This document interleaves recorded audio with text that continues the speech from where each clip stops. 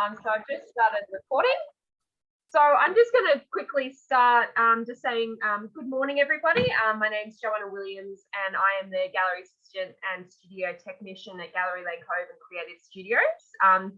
First of all, I want to thank you all for joining us for today's public program, Reframed: An Alchemy of Light, Animation, Sculpture and Sound. Today's panel is a public program event of the exhibition The Turning Whisper to the Silent Earth, which is part of our annual curated programming funding by Create New South Wales annual organisation grant. I will begin with an acknowledgement to country of which the Turning Whisper to the Silent Earth is being held. We acknowledge the Camaragal people as traditional owners and sovereign custodians of the land in which Gallery Lane Cove is situated, and we extend our respects to all First Nations people. I will take the time now to introduce the artists of tranSTURM. So we've got Chris Bowman. So feel free, if you want to, you can wave and so everyone can get to know everyone's faces. We've got Anita Kelly. We've got Rachel Wells, Rachael Priddel, and Roger Mills. And the panel moderator today is Malcolm Turner, who is the director of the Melbourne International Animation Festival. So thank you all for joining me today, and of course, thank you very much to those who are tuning in today as well.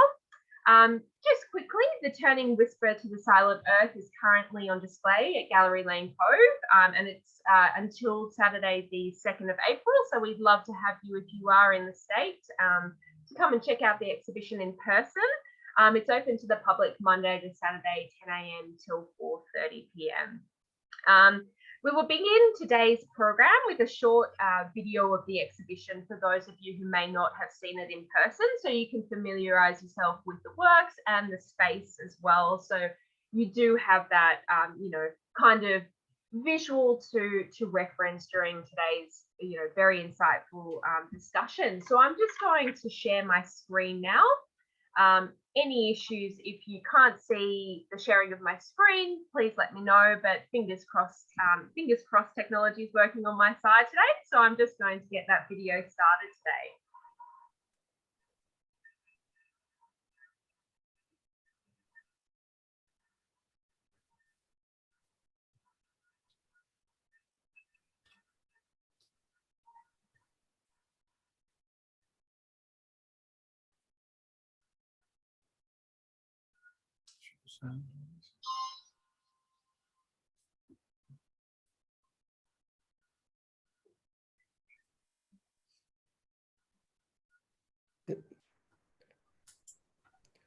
There is actually sound during all of this as well, but yeah.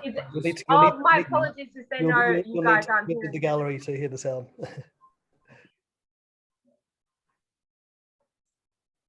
I'll continue playing the video, and then what I might do is I will re-show the video again with sound. So my apologies, I'm hearing the sound on my end, but it mustn't be sharing. So I'll work on the settings while the discussion starts, and then I'll find out why the sound isn't working. So my apologies for that.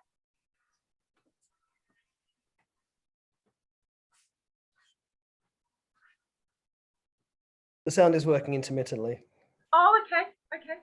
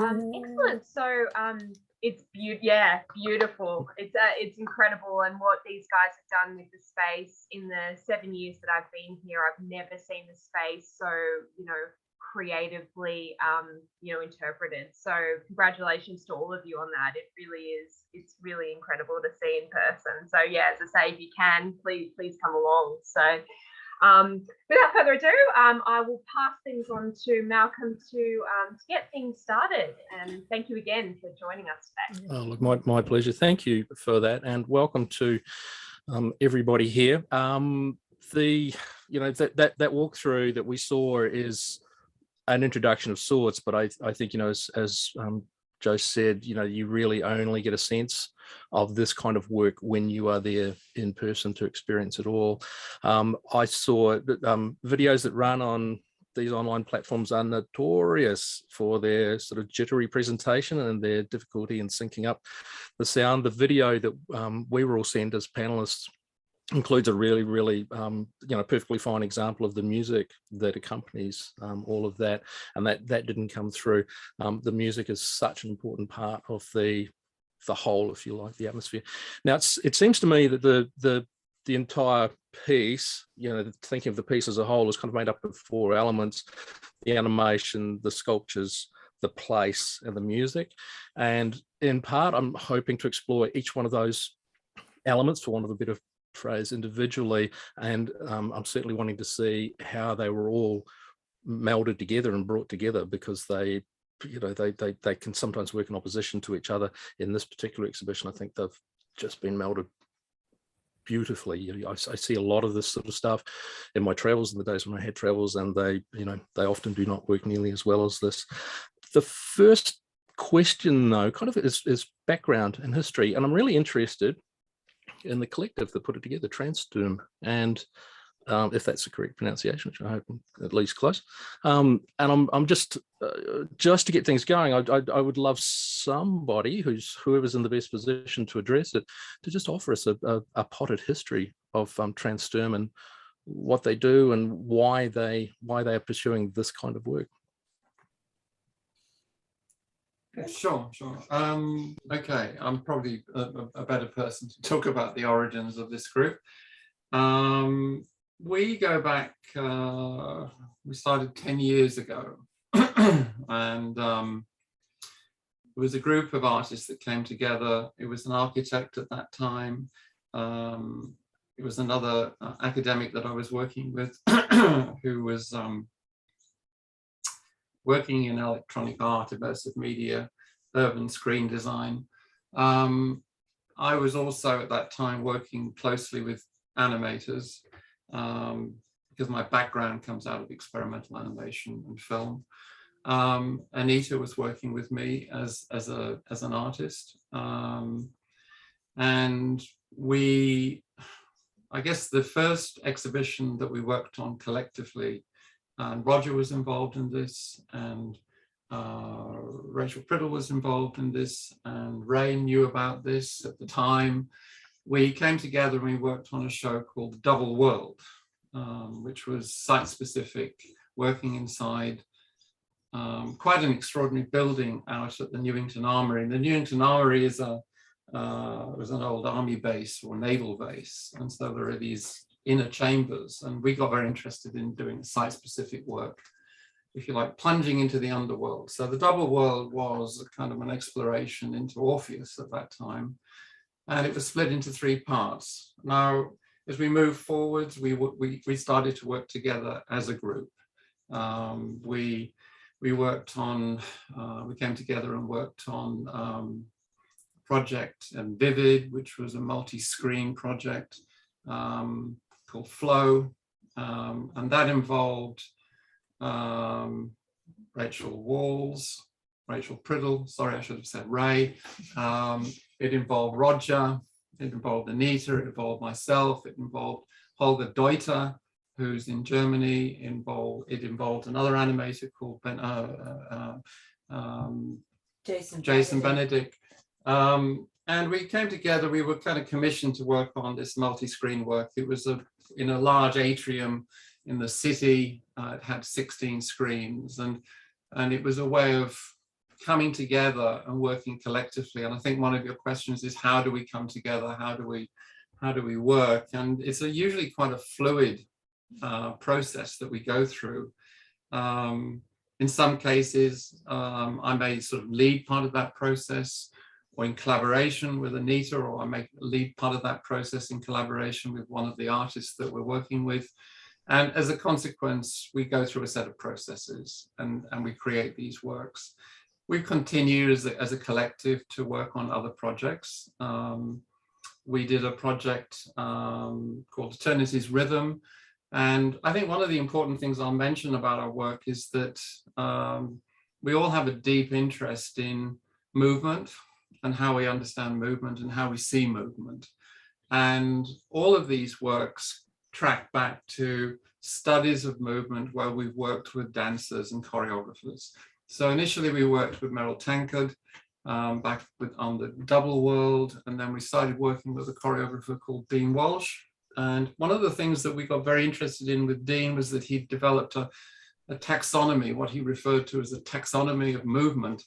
And it was an exploration of marine species. And so we took Dean into a motion capture space and we recorded Dean and we started to extrapolate that material. In other words, we started to move away from a conventional way of using motion capture, where we're working with avatars, and we wanted to kind of really just strip back the data and really understand what the data was. And I think that we looked at that from a sound perspective, and we also looked at that from a visual perspective, as well as animators and artists. And so it's kind of, that's an important kind of trajectory that we come out of. But I think importantly, what we do involve ourselves is site-specific work. And the current show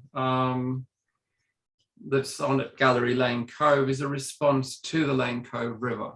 So we're working with narrative, we're working, and what does that mean? It can mean many different things to different people. We may have a conventional storyline that we want to work with, or there may be a set of experiences that we want to work with, or we may offer ourselves a puzzle, if you like, a parody or a paradox. And what's interesting about the work at Gallery Lane Cove is that we've gone back into some quite extraordinary writing called the Sonnets to Orpheus, which was written by Rainer Maria Rilke.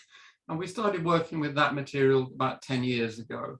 And it resonates with us as artists. We often go back into these sonnets and we'll pull one or two sonnets out that perhaps embody some aspect of the project that we're working with. And so the Lane Cove River became part of this process. We went through a process of observing, looking at river. River and flow is something that we have worked with extensively over the last 10 years. So it's very coincidental that the Sydney Biennale has this theme at the moment. And we'd argue that we've been working with it for a long time. And some of the questions that may come in through this panel or over the next 2 weeks is, did we get the idea from the Biennale? Well, we didn't. You know, we've been working with this. And Rachael Priddel knows in the background, when we were working on the order chamber in the Double World, we started to look at flow and movement in the context of the Parramatta River. And Roger was heavily involved at that time with the sound composition, and he worked with us at that point. So there are these kind of connections that we have. We come together as a group.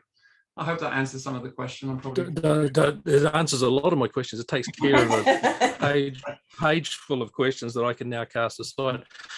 My instincts, as as Josie, when she introduced me, I am the director of the Melbourne International Animation Festival, but I co-direct other work as animation programmer for film festivals and things like that. But I also teach animation. I lecture in the history of animation, and trying to talk to students about abstract animation is an interesting character building proposition. There's 175 students in one of my classes, and when I try and take them through the history of abstract animation or try and force feed them the life and work of Norman McLaren, I'm confronted with 170 sets of eyes staring back at me with seething hatred. So my instincts have kind of followed the animation path, and that's where I was going to start. But I think in listening to you talking, some of the things that came out of that history and out of that overview, I think are things that I wouldn't mind picking up while they're still kind of in the air.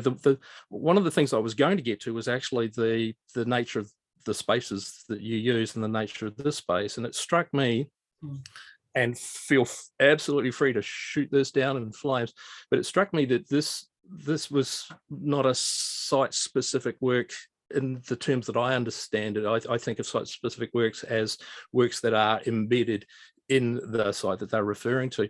And I'm aware of, you know, the other works that you did, and some of the questions I had around that were, you know, how do you think this particular exhibition would go in, you know, completely different space, you know, a huge aircraft hangar, or if you're forced to put it into a disused shop, you know, if you like. So, you know, how did the space affect the work? And it strikes me that this space is also very crafted, you know, for a gallery space. I've seen galleries that are set up and they're all set up to project exactly what they want to do, but there are elements of the way the space has been manipulated, is perhaps not quite the right word, but, you know, the space is definitely crafted to suit some of that. So in that sense, I didn't recognize it as a site-specific work. I recognized it as a site that you were using, that you had built to fit this. And I just wondered if you wanted to speak to how you crafted the space, the physicality of the space, and how that is different than being in a space that, you know, deliberately and, you know, precisely connects with the work. Well, okay. Well, it's an interesting one, that in the context of site, you know, when we're talking about something which is site specific, because the gallery, I started to talk to the gallery curator, Rachel Kwang, about 2-3 years ago about this work. And we went into the gallery and we looked at that as a space, Malcolm, which effectively is a white cube space.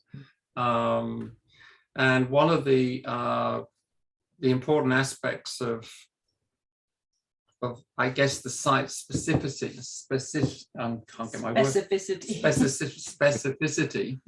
is the context of the river itself, which is in Lane Cove. So going into the space itself, going into the gallery itself, I guess I approached it in such a way where there was an opportunity to reflect on the spatial geometry of the sort of mechanisms that we work with. And when I talk about mechanisms, we're talking about the optical systems that we project into that create different environments. And so within the gallery itself, and I think Rachel would say, she would agree with me on this, that she hasn't seen anyone use the space in the same way that we have. So there was an opportunity to connect these integrated experiences in the space itself. Prior to that, we did a lot of testing out in one of the bunkers in the Newington Armoury. So what that amounted to was that we literally marked out the space so we could actually start to understand what our projection points were. But of course, you're dealing with another space in its own right. So that in its own way was occupied, you know, in a different way, even though you can mark something out. If we look at it in a theatre context, in terms of just staging and marking, you know, props and etc., we can mark that out. But as soon as we got into the gallery itself, and we were involved in the install, and Anita and I were heavily involved in the install, we then had to adapt to that space itself, right? So I'm not sure if that answers some of your questions. Yeah, it does. It moves in the right direction. It brings up to, well, we'll get to the animation in a moment, which is where I thought I was going to start.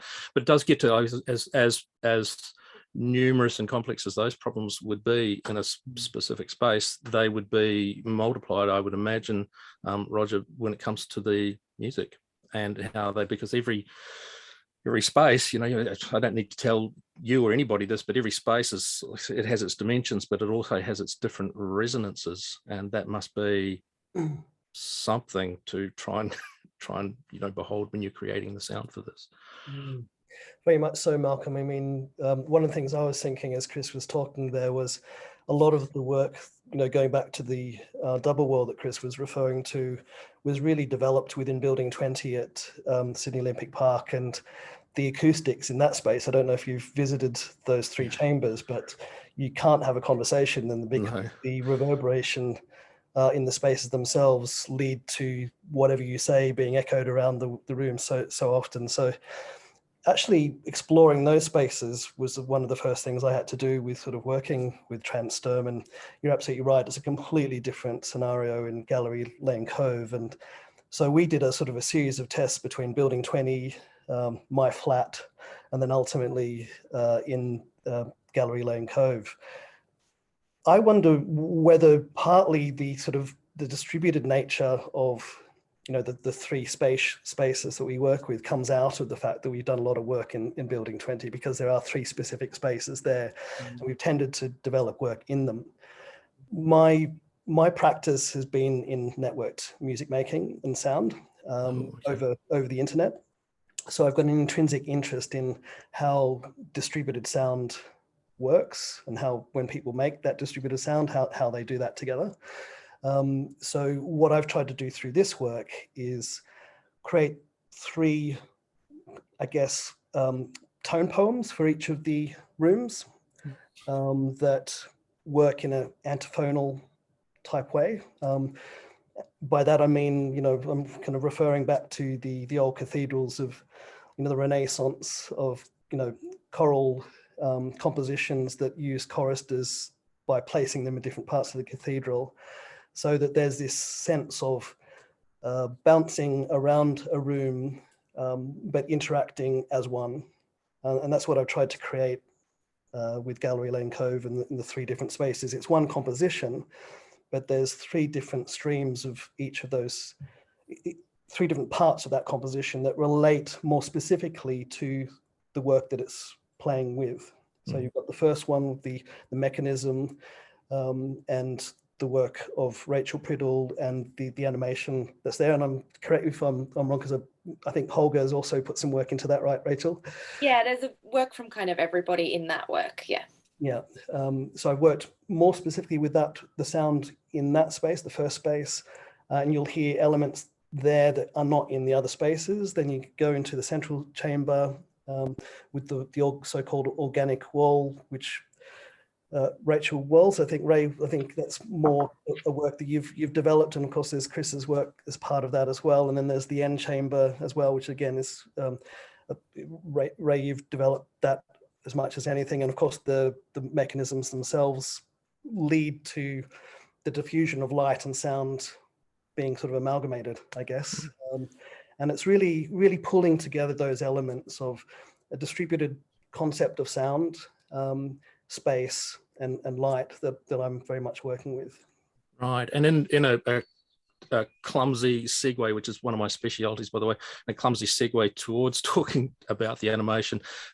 How much impact does the animation have on the way you craft the music and the sound that goes? I'm interested in the two-way kind of development relationship between the animation and the sound and the music. Yeah, so there's what's been written into that sound design is an element of randomness. So I guess drawing on maybe sort of more kind of John Cagean kind of concepts of random elements that can bleed together and can work together. We're still using relatively archaic technology in terms of being able to play that sound. It's not triggered as one source. So at any one visit to the gallery, you will hear a slightly different combination of each of those sound elements. And I would say also with the visual elements, right? With the sound and with the animation and the light, they'll all be different each time you visit it. So they've also been planned and executed within the work as well. Right, Roger. Malcolm, would it be helpful as we're talking about sound, and unfortunately, because that first walkthrough didn't have the sound activated, should I try to play one of the videos from one of the mechanisms just so everybody gets a 30-second, 40-second sense of the sound? Yeah, look, if that's ready to go and it'll work, that would be great. I am going to talk about I call them sculptures, but it sounds like the the working term is sort of something slightly different. But I do want to talk about how the animation brings those alive in a moment. But if you've got a video and it looks like it's coming let me up. just try it, and hopefully the audio will play through. Oh, this is a. Oh, sorry, just a second. Let me just escape that one. Did I get the right? Yeah, no, I wanted paddle note 1, so I didn't realize it was. Oh no, it is a 1 minute video. I'll put it over here, and hopefully this will play with some audio. I don't believe it will, Oh my gosh! because you told me to prepare them without audio so that we could talk over them. If you want the audio, I can dial it up over here, but Yeah, I actually I can also try sharing as well. I've just seen that it's an advanced setting just to share the audio as well. So if you'd like me to show the walkthrough again, I can do that. yeah, because these it's, pieces were made without it. Probably goes on too long. But, Yeah. Well, do you want me to just find the sound and just play it or somewhere? yeah, I think it's very odd because might the be tests we ran helpful. yesterday all had sound on them, so it's kind of I a don't bit know. odd. How Not those files, because I made them and I know what I made. Those, okay. those short files about each work is so that we can talk to the works Right, I and look at them. understand. So that's slightly different, but continue on doing your thing and I will open up a project. Yeah. Okay. Maybe Okay. just before Probably I will be able to show. maybe conclude one last little bit there, Malcolm. I mean, conceptually, the sound is also written around the sonnets and the mythology as well, and that's what I'm talking about when I speak about tone poems. You know, trying to elicit that sense of the journey, the turning, an underworld, and it's all embedded in that soundtrack. Yeah. So the direct connection to the original writing, the sonnets, is sort of the stepping off point for you in many ways. Yeah. Okay. I can. So this is I can notation number hijack this 1. if you want. Now, Oh, have you got sound yet? No. No sound. Hold on a second.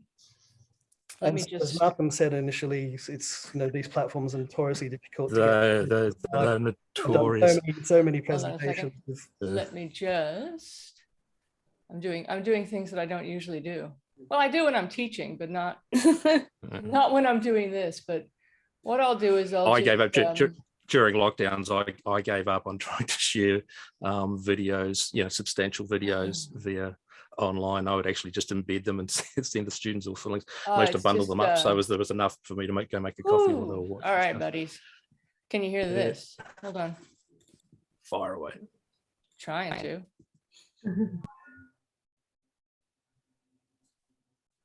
No. I think it might be something about the tones that Roger's using not being picked up in the range that Zoom is looking for. So it distorts them as background noise and just doesn't let them come through. Because it is. Oh, there we go. Oh, there we go. There's something. I think Rachel's right. It's looking for the frequencies of voices. Yeah. Yeah. It might I think it's fair to say it doesn't do justice to Roger's. I think we probably all agree on that. Well, do you want me to stop then? Yeah, look, maybe let's. Yeah, I mean, what that did was it did kind of move me a little bit down the line from where I was going to start talking about the animation, but. Ray, I might actually start with you, and I'm not sure if we said this at the beginning, but there were two Rachels on the animation team, and we've decided that Rachael Priddel is Rachel and that Rachel Walls is Ray, just to help that move along. Ray, I have some experience of your work. You've submitted some films to my festivals, and I've shown them in the festivals, but the festivals. Animation festivals do a notoriously bad job of showing the type of work that you were just always wanting to move towards, and we did our best, and you were very gracious about the way that worked. But there's something about the expectation, I think, of an audience in an animation festival setting that is different than the expectation of an audience in a gallery setting. First part of it is.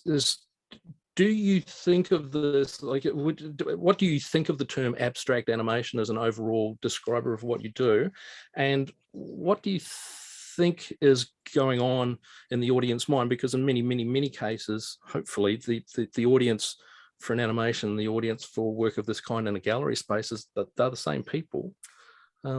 Well, they might be the same people, but I think they come with different expectations. So when people come into a festival setting and they sit in an audience in a theater and they're going to look at a screen, they are expecting a form of passive entertainment.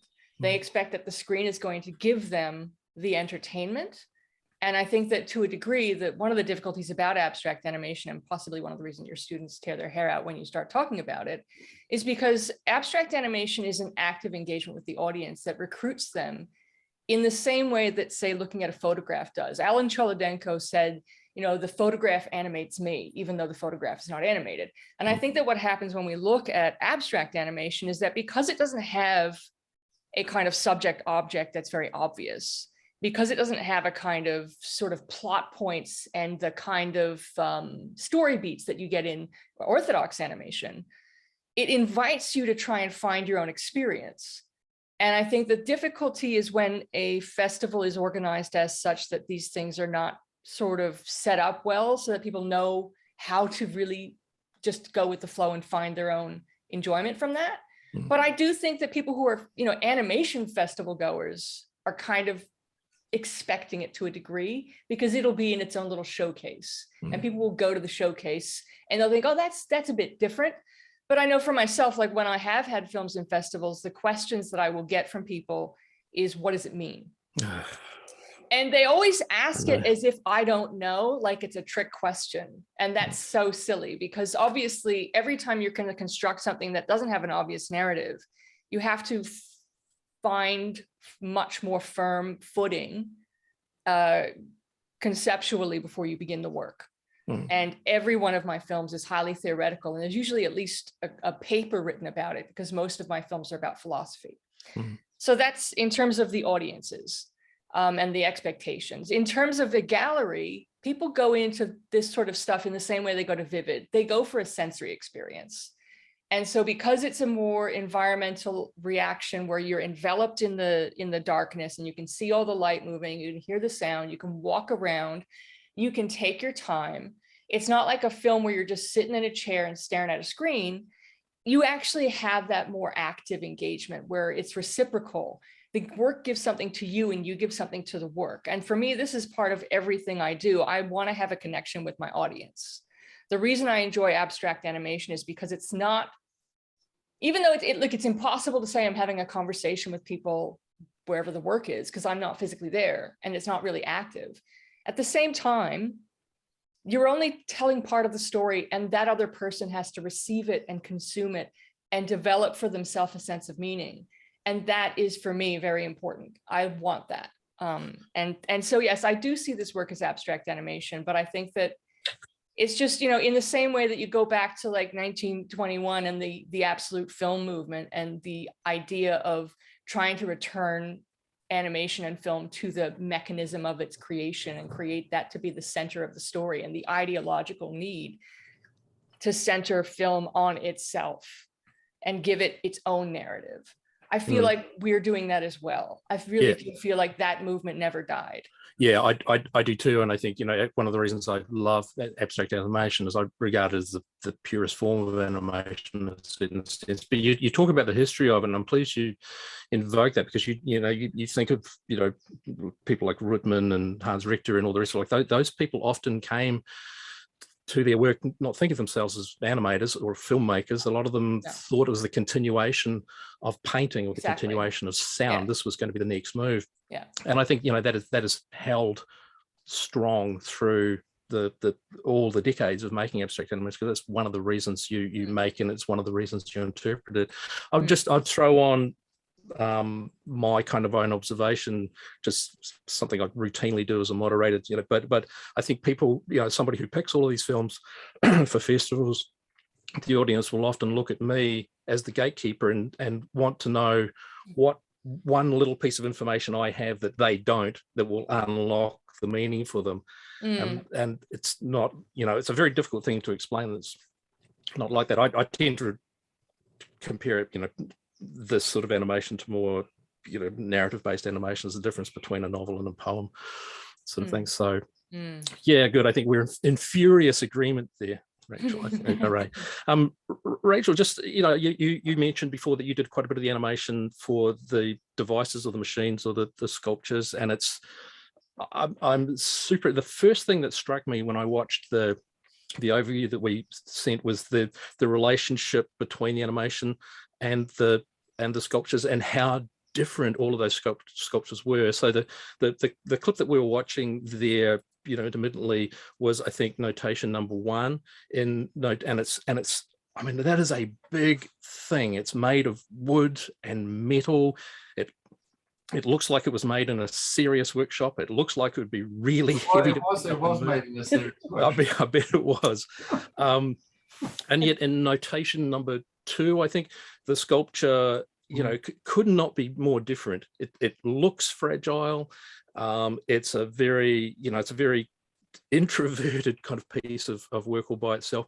And the relationship between the animation in notation number 1 makes that thing come alive. It makes it breathe, like it gives it a whole other purpose. The animation in relation to the sculpture of the machine or the device is almost the opposite. I mean, it's almost just this little cup that keeps a few pieces, and as far as I could tell, most of the animation for its effect is much larger than it. And of course, in number 3, I think, you have to look through, the box, the sonnet box.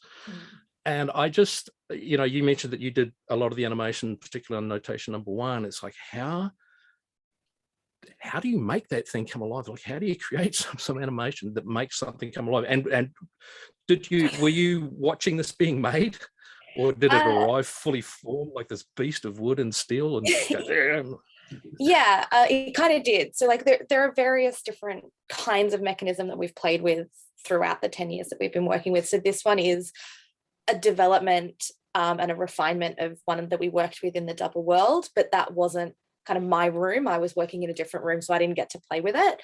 But I've played with these kind of things. But basically, Chris just kind of comes and like, this is what we've got and we've developed, and then it becomes, how do you bring it to life and what do you do? And I kind of see myself weirdly as a kind of process artist, which I know doesn't really fit with digital art very well, but the way that I work is about taking an image, breaking it down, like seeing where we can take things, and then the final piece of that is when you put it through this machine, what does it do?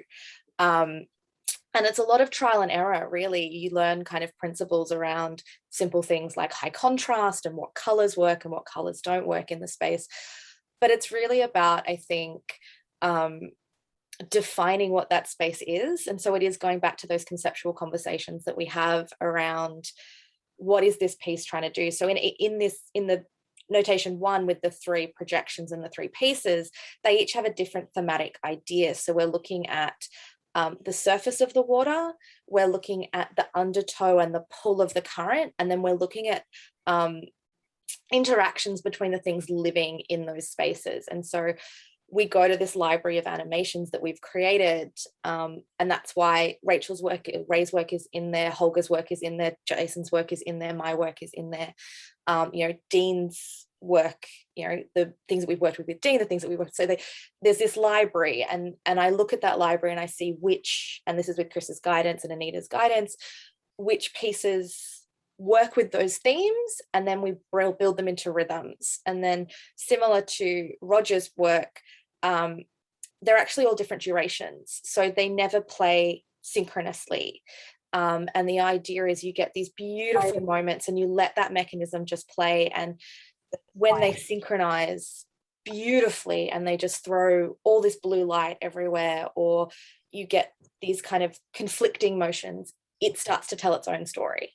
Yeah, I think you're right. And I think, one of the points that Ray made was that, the difference that, either in expectation or in the reality that an audience at a cinema screening of an animation program would have versus this is that you really can walk around. Nobody's getting the exact same experience as they would in a cinema, where you sit and maybe if you're up the front versus up the back, it's a little bit different, but really you have a lot of control over the experience you have of all of this stuff, you know, of all of this imagery. So I think, Ray, just popping back to you, do you the piece on number 3 was substantially yours, is that right? That you did most of the animation in that? Well, you know, sometimes it feels that way, but once again, we kind of riff off of each other's stuff. And so what I'll do is, say, for instance, if there's something that's been made by like Holger, I might take that and then, you know, multiply it across the screen, fold it in on itself, turn it into some sort of wild geometry, and then duplicate that until it becomes a mandala. And so it's like I'm reanimating animation. Yeah. And in a sense, it comes from choreography. So I feel as though I'm doing choreographic work. I sort of really go to a different place. Yeah, and it looked to me, I mean, just looking at the video walkthrough and things, it looked to me that, you know, a lot of it was coming off of that one flat kind of surface that most of it was being projected on. I just wondered, did you think of that flat surface in the same way as people were thinking of the, you know, the more complex made devices, or were you thinking of it as a sort of a pseudo screen in a certain sense?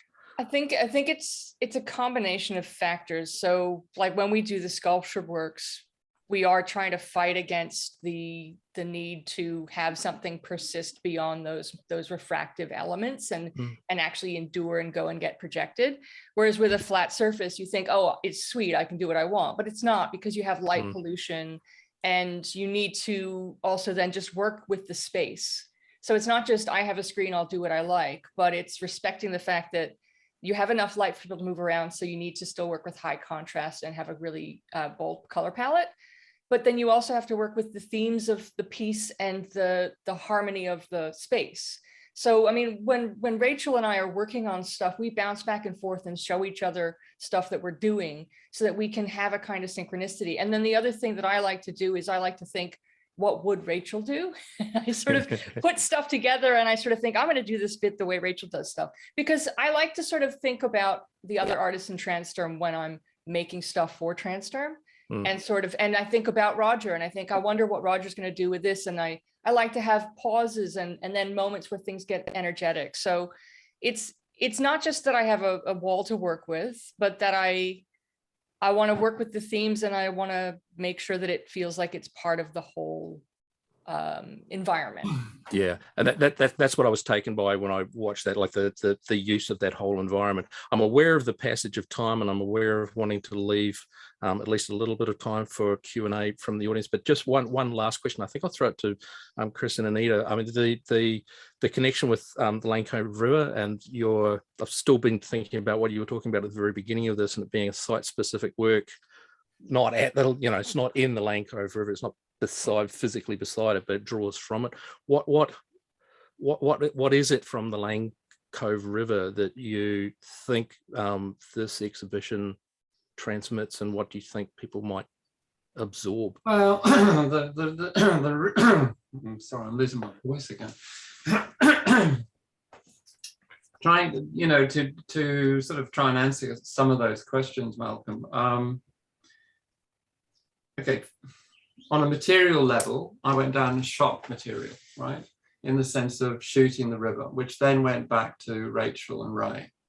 That was a kind of a point of it gave a context to that work. And then Ray and Rachel started to kind of, as they've already talked, started to manipulate that material and integrate it back into this library of movement that we draw from.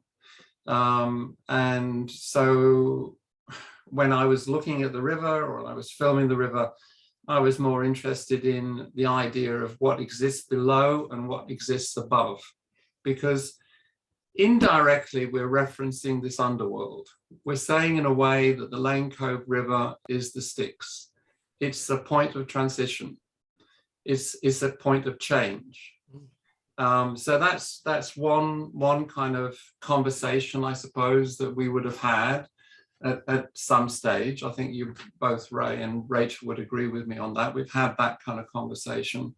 And that's so if someone goes into the gallery, for example, from Lane Cove, there's a screen, there's a large screen work which Ray worked on, which is really quite an extraordinary work. And you can see the river. If you look closely into that material, you can see the river. But it's not going to appear as this is the Lane Cove River, but that's where it comes from, you know. And so we had those sort of conversations with that. Does that answer? And as Rachael Priddel was mentioning too, the whole sense of flow and movement, but you know, the notation 1, which we call the linear mechanism, has that wonderful screen space, which is the long lengths that converge across each other.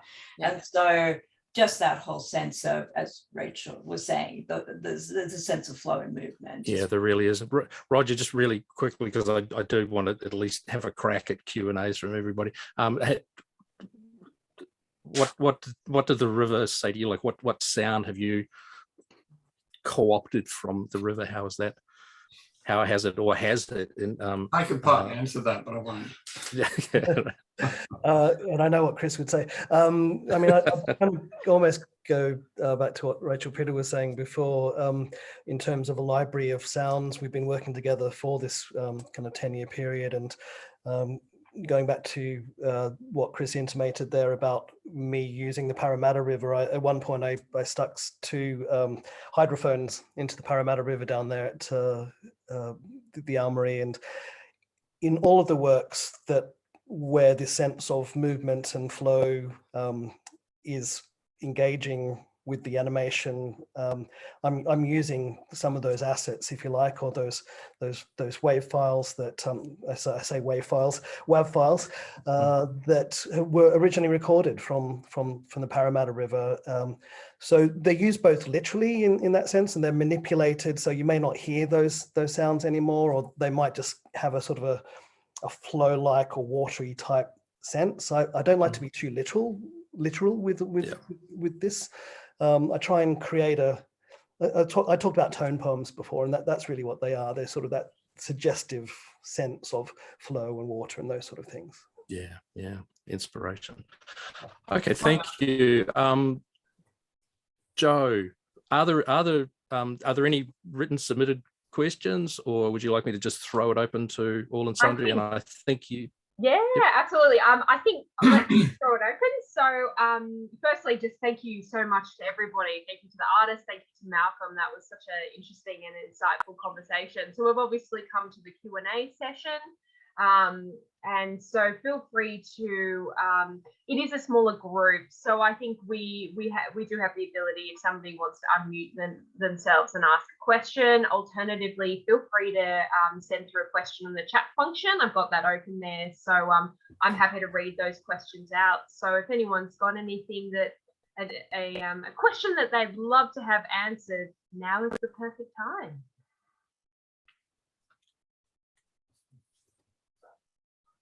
Sounds like we've explained everything. No wonder we earn the big bucks. I mean, just in case anybody's thinking, like, just as an aside, apropos of almost nothing at all, but that comment that you made, Roger, about rivers are very, very interesting things, particularly, well, not particularly in urban environments, but they're interesting in general. One of the things about the Parramatta River, I used to be a commercial pilot, and one of the things about the Parramatta River is that if you want to fly around parts of Sydney, you can fly without air traffic control so long as you follow the track of the Parramatta River below a certain height, and you can just do whatever you want. Wow. And it was introduced as a safety mechanism, but perversely it had the opposite effect, because now you've got all these air jockeys flying the same path. But if you watch the news helicopters, for example, they will almost always come back following the zigzag of the Parramatta River rather than just in a straight line, just because they don't have to mess with air traffic control. So rivers have all kinds of things. So I have a brother that's in the Navy, and they have people who do nothing but listen for blips and they'll do 8-hour shifts and hear nothing. They live for that one blip. That's got to be a boring job. That's got to be a boring job. But eat your own knuckle job, as far as I could tell. So, dear me. But I really like that idea that the footprint of the river extends up into the airspace. That's a very strong visual cue. Beautiful. Yeah. I think one thing I may just sort of add into this, and I think it's something that I'd like Roger to talk a little bit about, is the sonnet that we've been working with or we've been referencing, I think all of us as artists have responded to that in different ways, and it's an important aspect of this project. So spatially, experientially, we can talk about river, but we can also go deeply into the sonnet and what the sonnet means to us as artists. And I'd just like to open that up because it is a very important aspect of this project. So I think, Roger, could you say a little bit about how you responded to the sonnet, what that meant to you? I just thought I'd throw that up, Malcolm. I hope that's okay. Yeah, no, that's good idea. Well, in a technical sense, I recorded people. I brought in a couple of people to actually record parts of the sonnets, and I've introduced those into the sound work itself. They're very subtle, and that's how I wanted it to be. And we kind of talked about that collectively as a group, that we didn't want anyone reading the poems necessarily. So I've kind of used, again, that antiphonal strategy of having some of the poems, might be just someone saying whisper or whisper to the silent earth, and you really got to be in there at that moment to hear it, otherwise you might miss it. And then on the other chamber there'll be flow and other elements of that sonnet, that sonnet. So I've used it both literally but also metaphorically as well, I guess, the answer to that. And Ray, I know that you worked, I mean, the sonnet, or the passage of the sonnets that you were working with resonate. So absolutely. And that's the only way you could, it's like the only real literal way to experience the sonnets is through the sonnet box, because those last lines are in there. And if the earthly no longer know your name, whisper to the silent earth, I'm flowing to the flashing water, say I am. But the whole of this larger body of the sonnets is about accepting death. And it's about accepting this change, this transformation from being one type of life to being another type of life, and becoming the water and becoming the river for me. Now, everybody experiences these sonnets differently and interprets them differently, but I see it as this gentle acceptance of transformation and becoming the world again. You stop being you, but you're still but you're the river. So it's different for every person, but I encourage everyone to read the Sonnets to Orpheus. It's a really lovely set of works. So, but yeah, that's how I see it. Rachel, do you want to? Because yeah, we all come to this in different ways. Yeah, like it's interesting for me. Like Ray and I often have conversations about that acceptance versus trauma is probably a strong word, but that trappedness in that moment, and that kind of the freezing of that moment. And Chris, we've had conversations about that as well, of the turning, and that's what this is all about.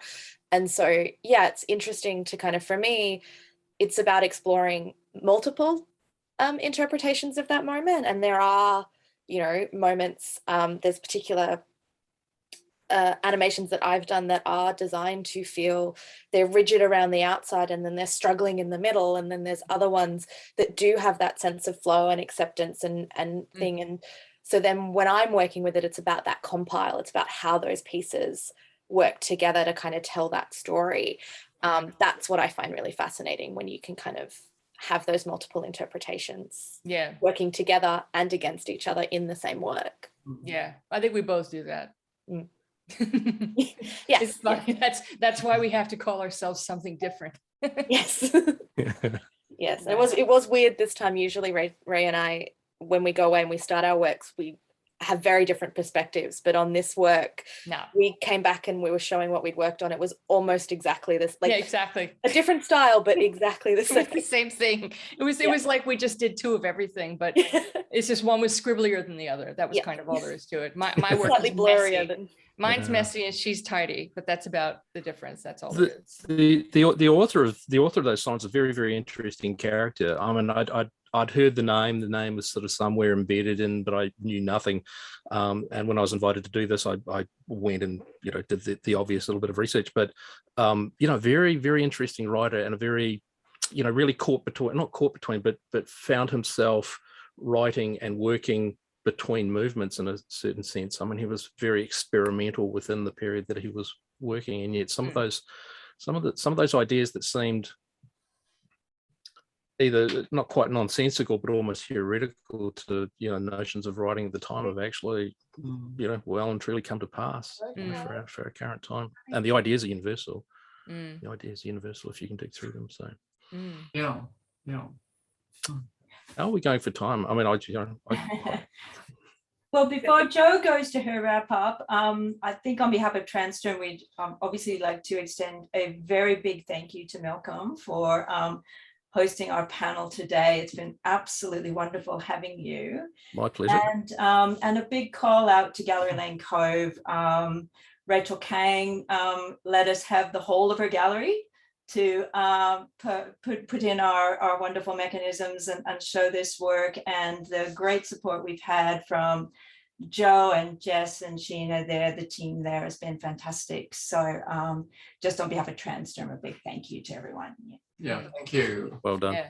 And please go to the gallery so that you can hear the wonderful sound and see the sights, because looking at a little snippet on a screen doesn't really help in this. It's such an experience.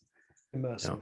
Absolutely. No, and absolutely. I would just pass on my congratulations to the entire cooperative who have done this, because many try and few succeed, and we have precious little of work of this kind in Australia anyway, let alone international standard work. And honestly, this is an international standard exhibition. It would sit beside any of the work that I see, or when I used to be able to travel, but I used to spend 3 or 4 months of my year traveling, and it sits beside any of the work that comes out of places like Six Pack Film or Aviaki and Helsinki.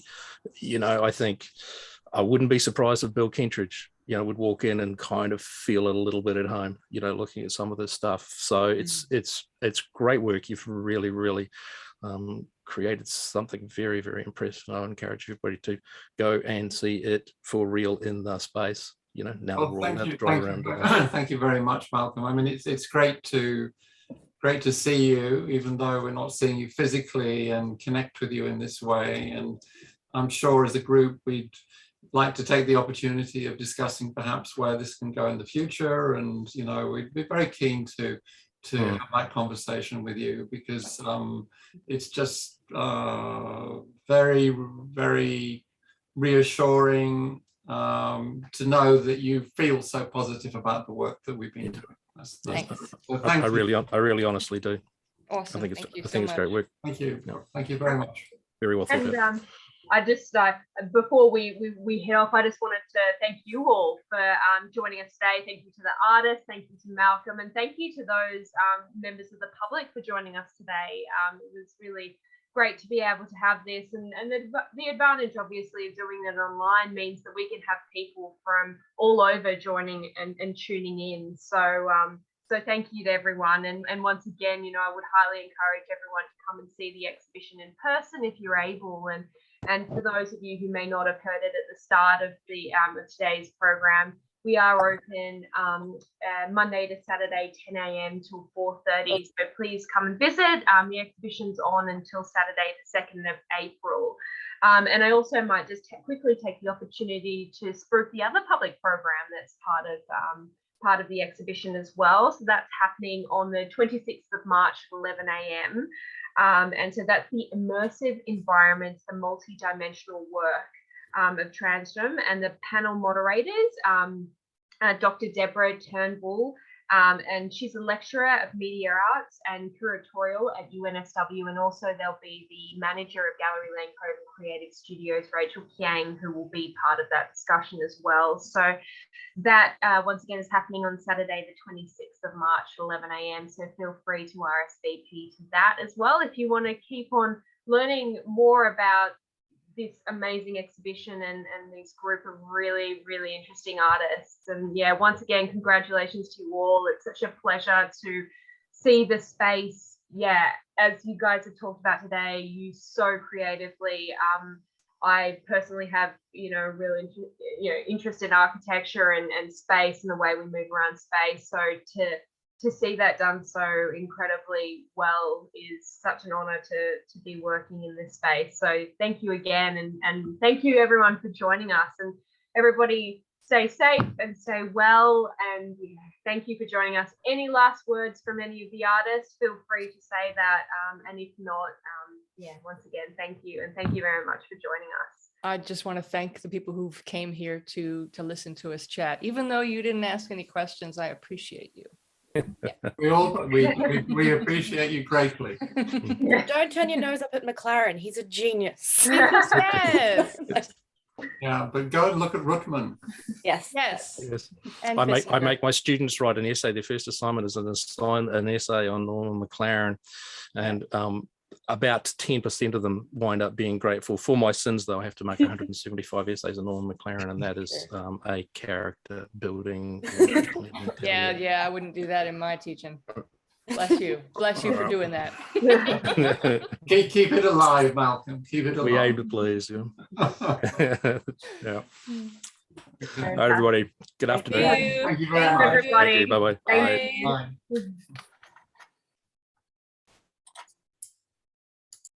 Bye.